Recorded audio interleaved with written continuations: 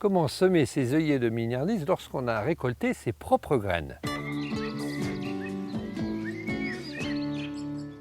Et pour ça, nous allons faire un semis en terrine. Pour ça, il nous faut du bon terreau. Un terreau spécial semis, c'est important.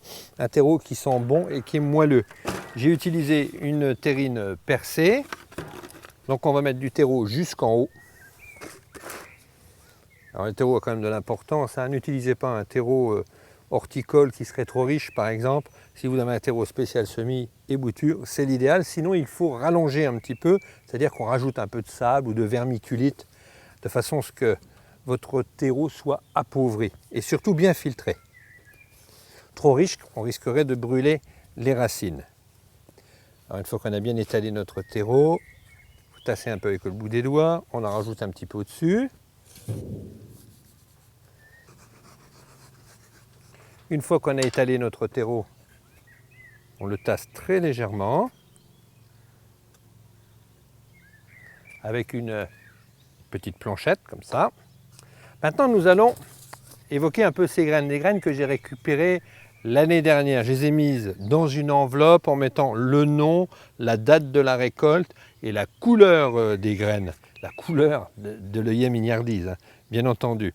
Stockées à l'abri de la lumière et surtout dans un endroit frais, éclairé et sec surtout.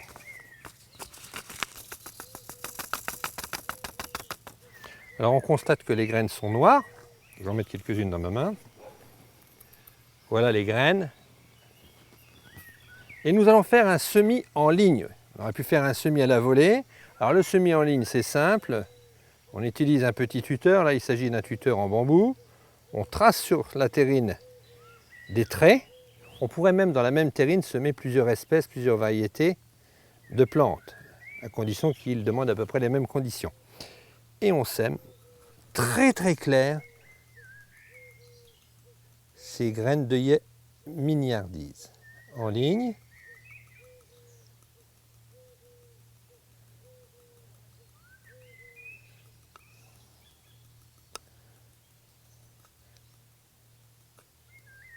Une fois qu'on a semé ces graines, on rajoute un tout petit peu de terreau par-dessus.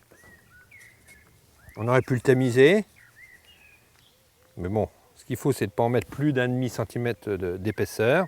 Et on tasse une nouvelle fois. Là, on tasse fortement. Il faut que les graines soient bien au contact du terreau.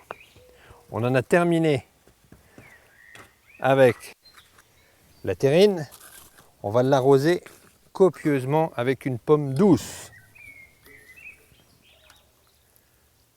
Alors, le premier arrosage est important sans pour autant qu'il soit détrempé.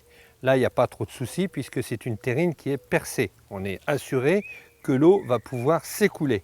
Une fois que vous avez terminé, vous cachez votre terrine. Alors ici, j'ai choisi une plaque en polystyrène. Ça aurait pu être un journal ou un carton tout simplement pour que cette terrine garde le frais. Et d'ici une semaine, en principe, les graines vont commencer à germer. À ce moment-là, vous retirerez la petite capsule par-dessus, vous laisserez votre terrine à l'ombre et d'ici 10-15 jours, vous commencerez à faire le premier repiquage.